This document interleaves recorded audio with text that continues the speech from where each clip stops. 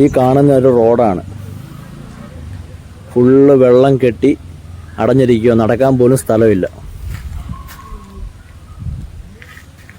Full വെള്ളം കെട്ടി നിൽക്കുന്നുണ്ടോ? ആൾക്കാരെങ്ങനെ നടന്നു വരും?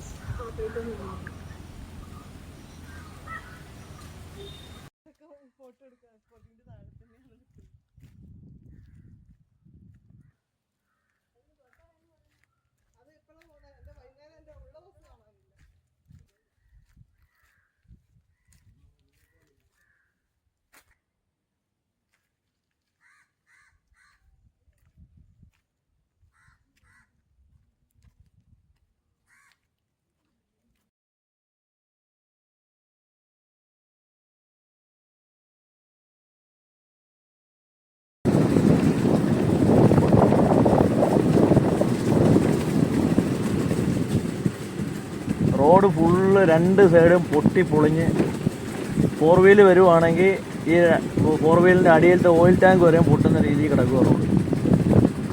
രണ്ട് സൈഡും കുഴിഞ്ഞ് കിടക്കുകയാണ്.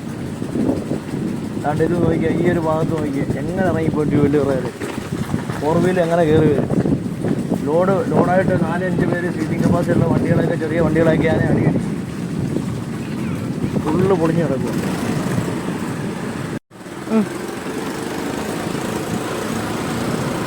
ഈ റോഡ് റേഷൻകട ജംഗ്ഷൻ മുതൽ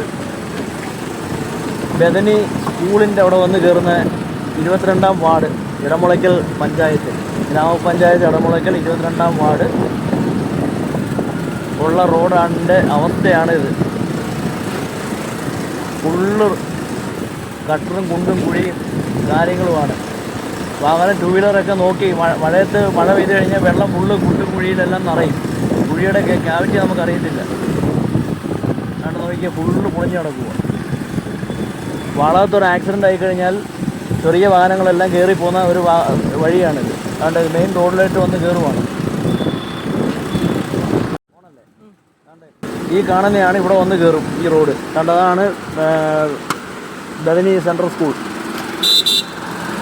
ഈ റോഡിലേക്ക് നമ്മൾ മെയിൻ റോഡിലേക്ക് വന്ന് കയറുന്ന വഴിയാണ്. ആ വഴി കണ്ടോ?